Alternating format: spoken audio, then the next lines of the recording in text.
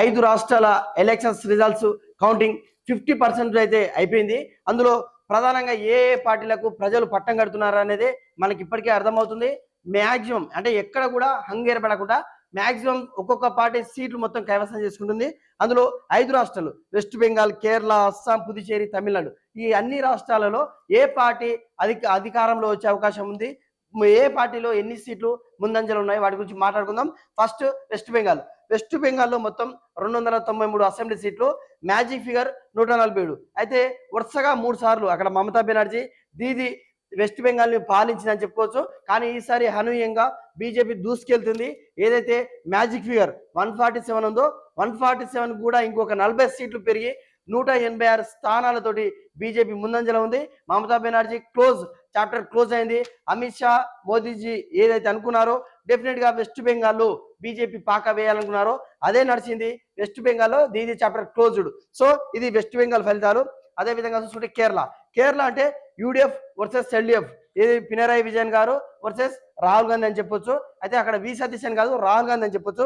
అయితే మొత్తం స్థానాలు వచ్చేసి అక్కడ 140 స్థానాలు, మ్యాజిక్ ఫిగర్ వచ్చి 71. ఇంత ముందుకు అక్కడ ఎల్డిఎఫ్ పినరాయి విజయన్ నేతృత్వంలో సీఎం గా వరుసగా 2 సార్లు కొనసాగారు. ముచ్చటగా 3వ సారి కూడా పినరాయి విజయన్ గారు ముఖ్యమంత్రి అవుతారు అనుకున్నారు. కానీ అక్కడ అన్ని సర్వే సంస్థలు కూడా ఈసారి యూడిఎఫ్ పట్టం కడుతుంది అనుకున్నారు. అందుకే ఇక్కడ యూడిఎఫ్ కు ఇప్పటికే 99 స్థానాలతోటి ముందంజలో ఉన్నారు. 100% యూడిఎఫ్ రానుంది అని ఫిక్స్ అయిపోయి యూడిఎఫ్ కూటమిలో భాగమైన వి సతీశన్, వేణుగోపాల్ సీఎం నువ్వా నేను కూడా ఫైట్ చేస్తున్నారు. కాబట్టి డెఫినెట్ గా కేరళ యూడిఎఫ్ కైవసం చేసుకోబోతుంది.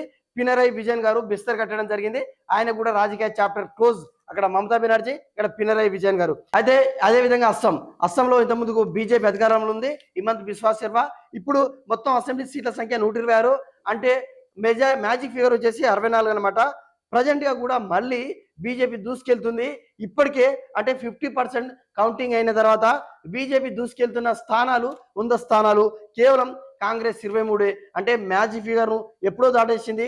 50% అయిన కౌంటింగ్ చూసుకున్నట్లయితే మళ్ళీ అస్సాంలో బీజేపీ పాక వేయబోతుంది అనేది క్లియర్ గా అర్థమవుతుంది. అదేవిధంగా పుదుచ్చేరి చిన్న రాష్ట్రం, 30 కేవలం అసెంబ్లీ సీట్లు ఉన్నాయి. ఇక్కడ కూడా బీజేపీ ఇప్పటికే 20 స్థానాల్లో ముందంజలు ఉంది.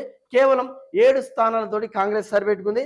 ఇక అనూహ్యమైనది దేశం మొత్తం వేడి చేస్తున్నది తమిళనాడులో డిఎంకే, అన్నా డిఎంకే ఇద్దరి మధ్యనే ఫైట్ ఉంటుందని దేశం మొత్తం భావించింది.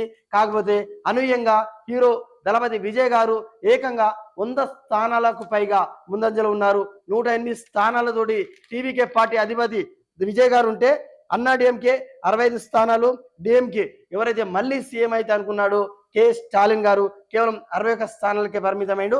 ఇది ఇక్కడ చూసినట్లయితే వెస్ట్ బెంగాల్లో బీజేపీ వస్తుంది, కేరళలో యూడిఎఫ్ వస్తుంది, అస్సాంలో బీజేపీ, పుదుచ్చేరిలో బీజేపీ, తమిళనాడులో క్లియర్ టీవీకి. ఇక్కడ మనం ఏ రాష్ట్రాన్ని చూసుకున్నా కూడా అంగేర్ పడుతుందేమో, ఎవరో ఒకరు కింగ్ మేకర్ అవుతారేమో అన్నట్టు లేదు. 5 రాష్ట్రాల్లో స్పష్టమైన మెజారిటీ తోటి బీజేపీ 3 రాష్ట్రాల్లో వస్తే, ఒక రాష్ట్రంలో టీవీకే, ఒక రాష్ట్రంలో కాంగ్రెస్ నేతృత్వంలో యూడిఎఫ్ రాబోతుంది. కాబట్టి ఇక్కడ కూడా హంగు ఏర్పడుతుందని మనకు అర్థమైతే లేదు. క్లియర్ మెజారిటీగా వచ్చినాక స్పష్టమైన అధికారం ఎవరు వస్తుంది అనేది కూడా కంప్లీట్ వీడియోలో మళ్ళీ రిజల్ట్స్ కౌంటింగ్ మొత్తం అయిపోయినాక మాట్లాడుకుందాం. ఇప్పటికైతే ఈ 5 రాష్ట్రాల్లో ఈ విధంగా రిజల్ట్స్ ఉన్నాయి. సో టీవీకే పార్టీ అధినేత దళపతి తమిళ ప్రజల్ని ఈ విధంగా మనసు దోచుకోవడానికి కారణాలు ఏమనుకుంటున్నారో కామెంట్ చేయండి. స్టాలిన్ ఎందుకు ప్రజలు వద్దనుకున్నారో దాని గురించి కూడా కామెంట్ చేయండి.